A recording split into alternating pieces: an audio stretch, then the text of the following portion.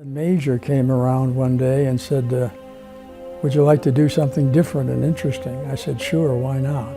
And from there on, it was all downhill.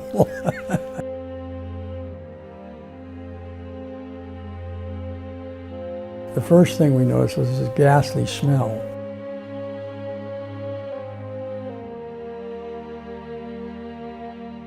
And as we got closer, we could see the 3 barbed wire fences around. And then we slowed down as we got closer. We also discovered a group of German guards who, with their hands up, wanting to surrender. They had no more weapons, no visible weapons. And there were very few of the prisoners who were still vertical. Most of them were dead, of course. And a couple of the other people standing there hauled down the huge flag, a big black flag with the double runes of the SS on it. And he said, here, take this as our appreciation for what you've done for us. And he said, what are you going to do with those German guards? I said, what do you want me to do with them? He said, leave them to us. I said, they're yours.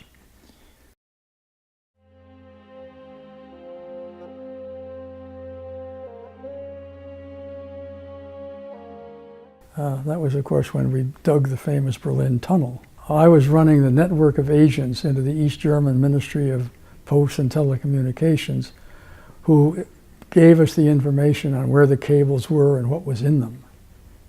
And through them, we were able to keep tabs on what was going on in the ministry, in case any alarms or anything like that. And then I worked with the chief and worked out at the actual tunnel site. I used to go out occasionally, put on the earphones and listen to some of the conversations.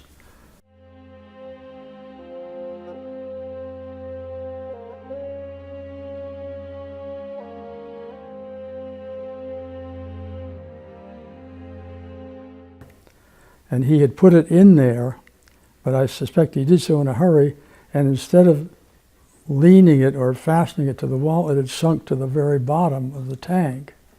I couldn't reach it standing on the toilet seat, in addition to which the seat had started to crack. The only solution was to climb on the wash basin.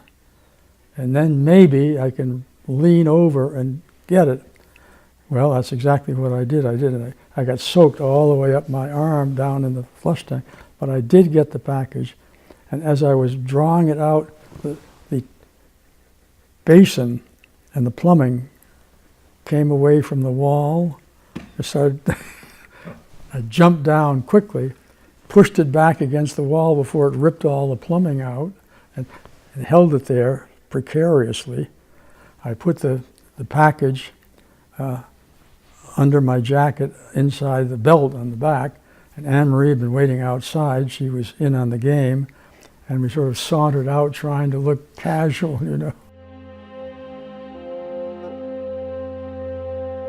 Because nobody knows the good things that it did, a lot of the good things that it did. That it made mistakes? Unquestionably. But this is not an exact science, espionage. Never will be.